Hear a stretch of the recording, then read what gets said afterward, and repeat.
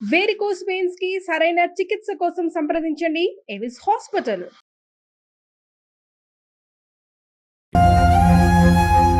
చెర్లల్లా కుంటలల్లా బావులల్లా పడ్డ ఆత్మహత్యలు చేసుకున్నా కానీ అంటే మీకు ఆ శవాలను తీసేటప్పుడు ఏం భయం అనిపించదా నీటిలో?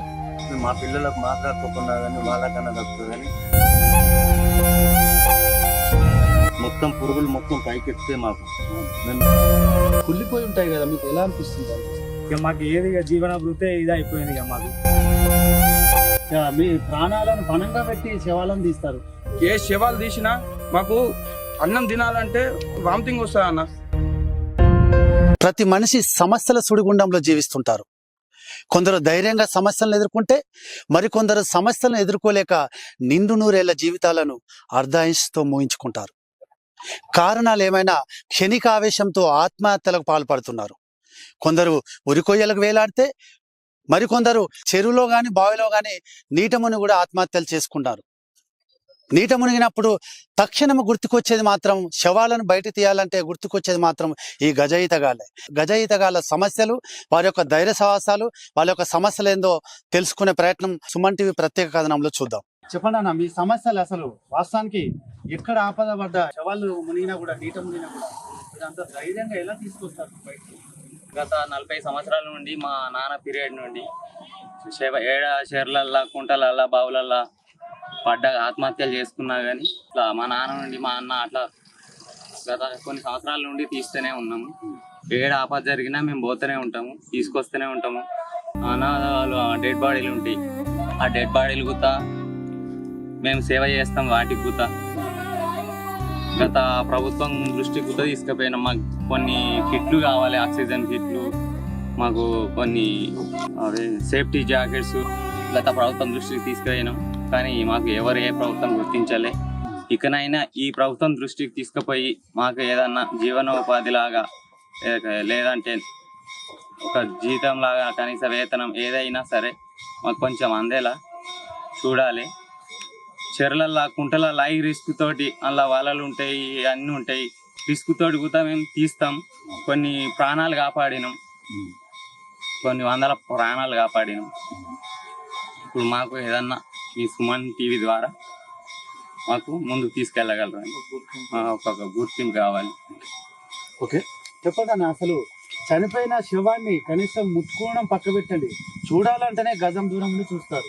అటువంటిది మీరంతా అంటే ఒక సేవగా భావిస్తారా మరి ఏమేమి తెలియదు. మా శవాన్ని ఎట్లా తీస్తారు? మీకు మాకు ఇట్లా కొద్దిగా హెల్ప్ అవుతుంది అని చెప్పి మా పిల్లలకు మాకు దక్కకుండా కానీ వాళ్ళకన్నా దక్కుతుంది కానీ పుణ్యం దక్కుతుంది మేము చేస్తాం. మొత్తం పురుగులు మొత్తం పైకెత్తే మాకు మేము ఇటు సంగారెడ్డి వరకు పోతాం, వరంగల్, హైదరాబాద్, ఈసరా, వంటి డిస్టిక్ మొత్తం ఆల్మోస్ట్ అన్ని పోతాం, జిల్లా వ్యాప్తంగా మొత్తం పోతాం. ఇప్పటి వరకు మాకు గవర్నమెంట్ అనేది ఎవ్వరికి ఇంత సాయం ఏం మాకు లవ్ జాకెట్లు, ఆక్సిజన్ అనేది ఏది గుర్తియలేదు ఇప్పటి వరకు. ఇప్పుడు కొత్త ప్రభుత్వం వచ్చిందని ఇక మాకు కొద్దిగా రిక్వెస్ట్ చేస్తున్నాం సుమన్ టీవీ తరపు నుంచి. అంటే మీకు ఆ శవాలను తీసేటప్పుడు ఏం భయం అనిపించదా నీటిలో? ఇక అనిపిస్తే నైట్లో ఇక భయం అనిపిస్తే కానీ తీయాలి, ఇక తప్పదు కదా. ఇక మా పని అది, ఇక అప్పటి నుంచి అయినా పని అది. మేము పోయిన స్పాట్ ఇక ఫెయిల్ కాదు, అది 100% తీసి గడ్డకు పెడతాం. నైట్ 2 కానీ 3 కానీ అట్లా చిట్టాపూర్లో తీసిన, రుద్ద టోల్గేట్ దగ్గర తీసిన బావిలలో నైట్ 2-3 గంటల రాత్రిలో ఆ వీడియోస్ నా తడ ఫొటోస్ కూడా మస్తు దాదాపు 1000 దాకా నా ఫోన్లోనే ఉంది. దాదాపుగా కొన్ని శవాలు అయితే అది బావిలో కావచ్చు, చెరువులో కావచ్చు, దాదాపు 2-3 రోజులుగా వెతుకుతారు, అయినా కూడా శవాలు దొరికాయి. అటువంటివి కూడా మీరు ధైర్య సాహసం చేసి కూడా అంత దాదాపు ఒక 20 గజాల లోతులో ముని కూడా శవాలను తెచ్చిన సందర్భాలు ఉంటాయి. కుళ్ళిపోయి ఉంటాయి కదా, మీకు ఎలా అనిపిస్తుంది అనిపిస్తుంది? మాకు ఎలా ఉంటుంది అంటే ఇప్పుడు మాకు స్పాట్ చెప్తే అది ఏదైనా సరే మాకు ఒక స్పాట్ చెప్తే ఒక 5 నిమిషాలలో తీసి గడ్డకు పెడతాం మేము. మాకు ఒకవేళ ఎవరైనా స్పాట్ చెప్పకపోతేనే కొంచెం లేట్ అవుతుంది, 2-3 డేస్ అన్నట్టు అట్లా అవుతుంది అన్నట్టు. ఇప్పుడు జనరల్గా ఇప్పుడు ఒక వ్యక్తి అయితే పడ్డైతే ఎవరైతే చూడరు కదా, అట్లా మేము కొన్ని వేల శవాలు తీసినా కూడా మా తాత పీరియడ్ నుండి మా తాత మా నాన్న ఇప్పుడు మాకు వచ్చింది, ఇది 3వ తరం లాగా అన్నట్టు. ఇక మాకు ఏది ఇక జీవన వృత్తే ఇది అయిపోయింది. ఇక మాకు ఎటువంటి మాకు ఎవరేం సహాయం ఇట్లా ఎవరు ఏమేం చేయలేదు. మాకు చాలా వరకు మేము అనాథ శవాలకి ఇట్లా అన్నీ తీసినాం. మేము ఎక్కడ ఇట్లా కూడా మేము డిమాండ్ చేసేది ఇట్లా ఏమన్నా వాళ్ళ ఇష్టం, ఏమన్నా తృప్తితోనే ఏమన్నా ఇస్తే తీసుకుంటాం, లేకపోతే లేదు. ఇక అట్లా కూడా చాలా వరకు మాది మేమే సేవ చేసినాం.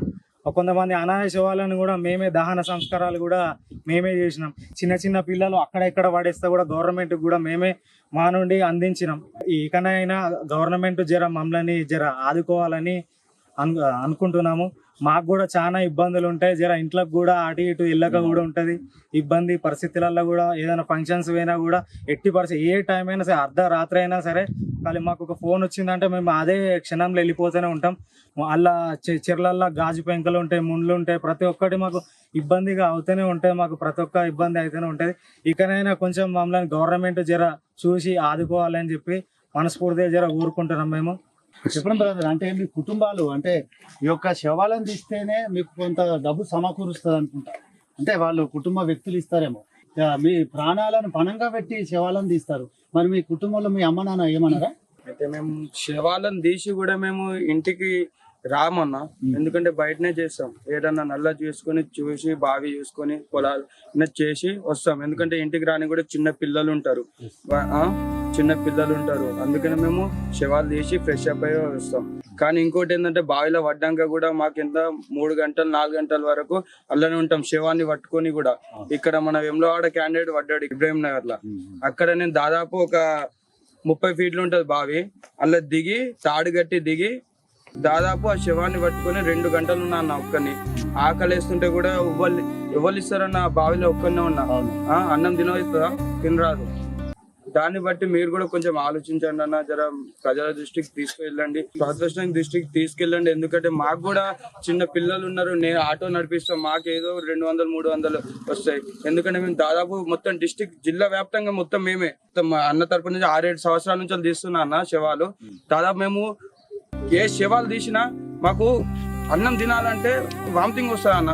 కొందరు ఏమంటారు గడ్డ మీద ఉండి మీకు దొరుకుతలేదారా, మీకు అది గజయితగా అల్లారా అని తిడతారన్న. మాకు వ్యతిరేకంగా మాట్లాడుతారు కొందరు ఉంటారన్న. మాకు చాలా బాధాకరం అనిపిస్తుంది. వీళ్ళ డాడీది కాలు ఇరిగిపోయింది, గుండ్లు తట్టి లోపలికి వెళ్తే గుండ్లు తట్టి మళ్ళీ మేము ఇద్దరం పోయి తీసుకొని వచ్చినాం. కాలు ఇరిగిపోయింది అన్న. అంతే తప్పించి మాకు ఇంత మంది వెళ్తామన్నా ఏ స్పాట్ ఇద్దరు చచ్చిపోతే ఒకళ్ళు 3 ఆటో వెళ్తాం, 10 మంది ఉంటామన్నా. మేము 10 మంది ఉంటే మొత్తం 5 అటు వెళ్తాం, 5 ఇటు వెళ్తాం. ఏదైనా మేము స్పాట్ పక్క తీస్తాం, కానీ ఏ కుళ్ళిపోయిన శవాలైనా తీస్తాం. దాన్ని తప్పించి కానీ ఇది మాకు ఒక్క వేతనం లేదు, ఏది లేదు, మాకు ఎవరు గుర్తించ కూడా లేదు. మేము అమ్మవాళ్ళ స్టాండ్లు తీస్తాం, అవి తీస్తాం, వినాయకుల స్టాండ్లు తీస్తాం, కానీ ఏది లేదు. ఇప్పటి వరకు అయితే మా పేరు గజిత గాలి అని తప్పించి కానీ ₹1 లేదు, ఏం లేదు. మొత్తం ఎట్లా అంటే వీళ్ళే కదా గజిత గాలి వస్తే ఫోన్ చేస్తే వస్తారు, కథం అంతే ఉన్నదన్న. వాళ్ళ దృష్టిలో అంతే ఉంది. చెరువులో గాని బావిలో గాని రకరకాల పాములు ఉంటాయి, పైగా సొరికెలు ఉంటాయి, ముళ్ళు ఉంటాయి. ఎట్లా మీరు ఎంత ధైర్య సాహసం అసలు ఎట్లా సాధ్యమైంది? అది అంతే అన్న, ఇక అలవాటు అయిపోయింది మాకు. మా నాన్న అప్పటి నుండి ఇక మాకు కూడా మేము చూసి మాకు కూడా అలవాటు అయిపోయింది. అది ఇక మాకు ఒక వృత్తిలాగా అది అయిపోయింది అన్నట్టు.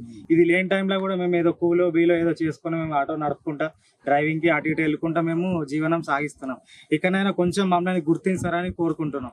మళ్ళీ ఇంకోటి ఏంటంటే కొన్ని సంవత్సరాల నుంచి సిద్దిపేటలో కూడా బతుకమ్మలు కానీ, వినాయకులు కానీ, అమ్మవార్లు కానీ, ఏ ఫెస్టివల్ అయినా కూడా ముందట ఉండేది. కాకుండా ఏంటంటే ఇప్పుడు ఏం జరుగుతుందంటే మాకు అన్యాయం జరుగుతుంది. మాకు ఇచ్చేటిది కూడా, మాకు వచ్చే టెండర్ కూడా మాకు రానియకుండా చేస్తారు. కొంతమంది ఉన్నారు మాకు రానియకుండా చేస్తారు. మేము కొన్ని సంవత్సరాల నుంచి మేమే వేసేది ఇక్కడ ఏదైనా ఇంతవరకు కూడా మాకు ఎవరు కూడా గుర్తించలేరు. కానీ ఇప్పుడు మళ్ళీ మేమే వేస్తాం అనుకుంటా వేరే వాళ్ళు కూడా మమ్మల్ని ఇబ్బంది పెట్టుడు అవుతుంది, వాళ్ళని బ్రతిమలాడు అవుతుంది. ఆ టెండర్ మాకు రావాలి, మేమే వేస్తాం, మేము కొన్ని ఏళ్ళ నుంచి మేమే వేస్తున్నాం అని చెప్పేసి బ్రతిమలాడినా కూడా మమ్మల్ని వాళ్ళు పట్టించుకునేటోళ్ళు లేరు. వాళ్ళ అవసరాలకు మమ్మల్ని మాత్రం ఖచ్చితంగా వాడుకుంటారు. ఇక మళ్ళీ తెల్లారైతే మాత్రం మమ్మల్ని ఎవరు పట్టించుకోరు. ఇంతవరకు కూడా మమ్మల్ని ఎవరు గుర్తించలేదు. మాకు ఈ కొమ్మటి చెరు పైన కూడా మాకు ప్రతి సంవత్సరం కూడా ఎలాగో మాకు ఎన్ని సంవత్సరాల నుంచి ఎట్లయితే వస్తుందో మాకు కూడా ప్రతి సంవత్సరం ఎప్పటిలాగానే మాకు రావాలని కోరుకుంటున్నాం. దయచేసి ప్రభుత్వాన్ని ఆదుకోమని కోరుకుంటున్నాం. అంటే దాదాపుగా చాలా సంవత్సరాల నుంచి చేస్తున్నా అంటున్నారు. అంటే జిల్లా వ్యాప్తంగా కావచ్చు, ఇంకా వేరే ప్రాంతాల్లో కావచ్చు. దాదాపు ఎన్ని శవాలను తీసుకుంటారు మీరు? మ్యాక్సిమం నేను లేదన్నా ఒక 3500 శవాలు తీసిన. నా పేరు గజిత కిట్ అంటారు, అందరికి తెలుసు. గజిత కిట్ అంటే అందరు గుర్తుపడతారు. నేను కరోనా టైంలో పోతా మాస్క్ లేకుండా అట్లా తీసుకొచ్చిన రంగనాయక సాగర్. అలాంటిది అప్పుడు మమ్మల్ని ఎవ్వరు పట్టించుకోరు, స్వార్థానికి ఆడుకుంటారు. మాకు ఇవ్వరే కానీ మాకు అందరు భార్య పిల్లలు అందరూ ఉంటారు. మా పానాలు అడ్డు పెట్టి పోతా మేము లోపలికి మునిగి సాహసం చేస్తాం, రిస్క్ చేసి సిపిఆర్ చేసి ఇట్లా లావట్టిన జనాలని. చిన్న చిన్న పాపలు దొరికినా కానీ నేను గవర్నమెంట్కే ఇచ్చేసిన, నేను ఎవరిని ఏం తీసుకోలేదు. ఇక మాకు ఇంత ఇబ్బంది అవుతుంది. నైట్ మొన్న రాత్రి 2 గంటల కొమ్మడిచెల్ల పడితే రాత్రి కాల్ చేయగానే పిఎస్ నుంచి కాల్ రాగానే పోయినాం, తీసినాం, వచ్చేసినాం. ఇక మాకు ప్రాణాలు అడ్డబెట్టి మేము పోతాం. ఇక మాకు ఏదైనా గవర్నమెంట్ నుంచి ఏదైనా చూపెట్టాలని సుమన్ టీవీని మేము కోరుతున్నాం. అయితే ప్రస్తుతం కూడా మన చింతల చెరువులో చూసుకున్నట్టయితే కూడా మీరే వచ్చినట్టు తెలిసింది. దాదాపు ఒక తండ్రి తన కొడుకును పాపను ఇద్దరు పిల్లలతో ఆత్మహత్య చేసుకున్నారు చెరువులో. అది కూడా మీరే కదా? వాళ్ళని మేమే తీసినాం, ముగ్గురు, మళ్ళా పాప, ఒక బాబు, వాళ్ళ డాడీ. మీకు వీళ్ళు చనిపోగానే అంటే ఆత్మహత్య చేసుకోగానే మీకు ఎట్లా ఇంటిమేషన్ తెలుస్తుంది? పిఎస్ తరఫున కాల్ చేస్తారు.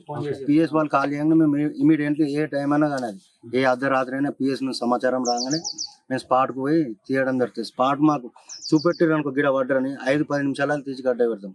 ఇక రిస్క్ అవుతుంది. ఇక చూడని వాళ్ళు ఉంటారు కదా, చూడని వాళ్ళు ఉంటే 2-3 గంటలు టైం పడుతుంది, ఒక్క రోజు గుర్తు పడుతుంది. ఇక మా ప్రాణాలను అడ్డం పెట్టి ఇక మునుగుతాం, ఇక మొత్తం సాహసం చేస్తాం. అంటే పోలీస్ వాళ్ళు అయితే అధికారికంగా వాళ్ళు ఉద్యోగాలు చేస్తారు. అవును. మరి పోలీస్ వాళ్ళలో అంటే ఈ గజయితగాళ్ళు ఇక్కడ ఉద్యోగస్తులు లేరా?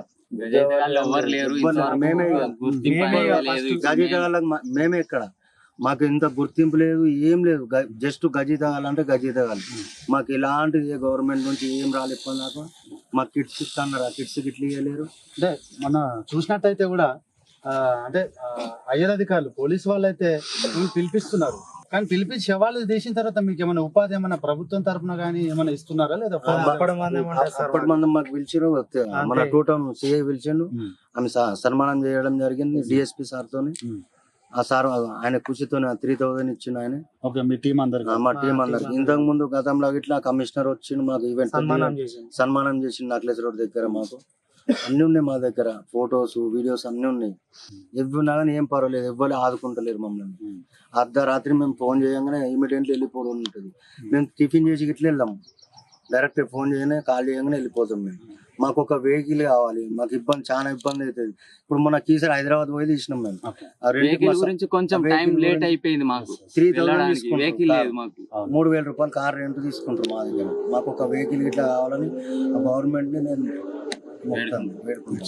అయితే ఇప్పుడు ఇంటిమేషన్ ఎక్కడ శవం పడ్డా, నీటమున శవాలు పడ్డా వెంటనే పోలీస్ అధికారులు అయితే మీకు ఇంటిమేషన్ అటువంటిది పోలీస్ వ్యవస్థతో పాటు కూడా ఇక్కడ రాజకీయ నాయకులు అంటే మీరు స్థానికంగానే ఉంటారు కదా, ఇప్పుడు రాజకీయ నాయకులను కానీ ప్రజాప్రతినిధులను మీ సమస్యల మీద ఎప్పుడు వాళ్ళకు చెప్పలేదా? అట్లా చాలా సార్లు విన్నపించుకున్నాము.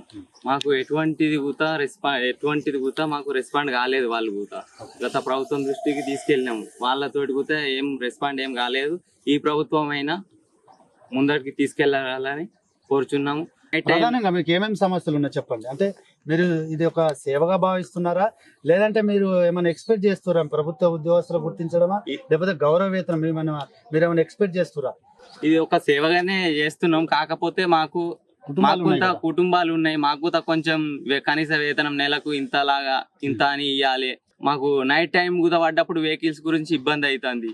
మాకు ప్రభుత్వం నుండి ఒక వెహికల్ మాకు అరేంజ్ చేయాలి, ఆక్సిజన్ కిట్లు అరేంజ్ చేయాలి.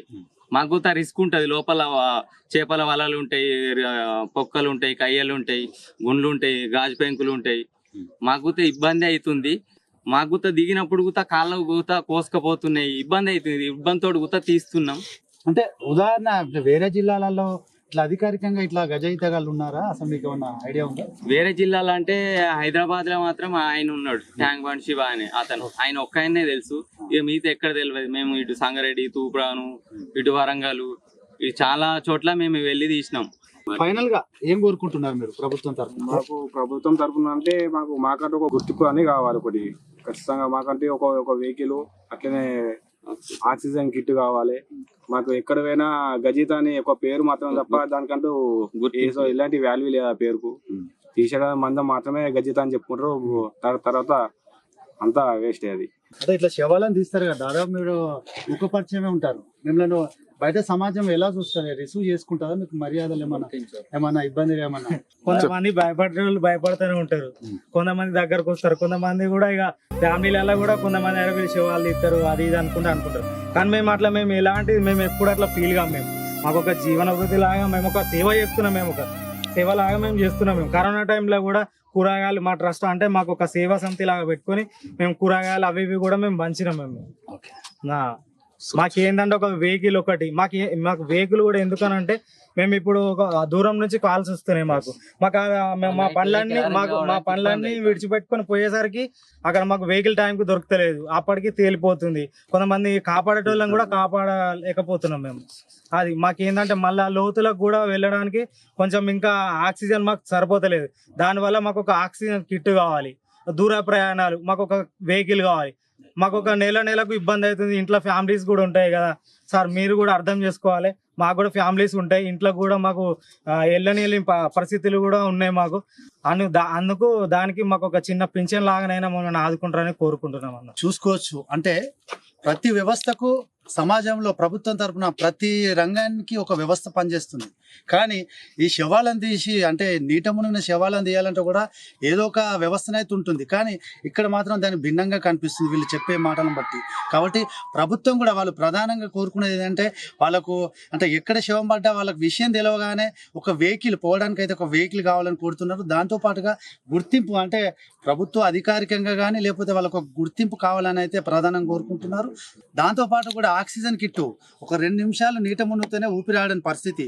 అటువంటిది శవాన్ని తీయాలంటూ కూడా ఒక భయంకరమైన పరిస్థితిలో కూడా వాళ్ళకు ఊపిరిట్లాడుతూ కూడా మనం ఒకసారి అంచనా వేయచ్చు. కాబట్టి ప్రభుత్వం కూడా వీళ్ళ సమస్యలను తక్షణమే పరిశీలించి వీళ్ళకు ఆదుకోవాలని కూడా కోరుకుంటూ కెమెరామెన్ అంజితో భూపతి, సుమన్ టీవీ, సిద్దిపేట. చెర్లల్లా, కుంటలల్లా, బావులల్లా ఆత్మహత్యలు చేసుకున్నా కానీ అంటే మీకు ఆ శవాలను తీసేటప్పుడు ఏం భయం అనిపించదు నీటిలో? మా పిల్లలకు మాకు దక్కకున్నా కానీ వాళ్ళకన్నా దక్కుతుంది కానీ మొత్తం పురుగులు మొత్తం పైకెత్తే మాకు మేము కుళ్ళిపోయి ఉంటాయి కదా, మీకు ఎలా అనిపిస్తుంది? ఇక మాకు ఏది జీవన వృత్తే ఇది అయిపోయింది. ఇక మాకు మీ ప్రాణాలను పణంగా పెట్టి శవాలను తీస్తారు. ఏ శవాలు తీసినా మాకు అన్నం తినాలంటే వామిటింగ్ వస్తుంది అన్న.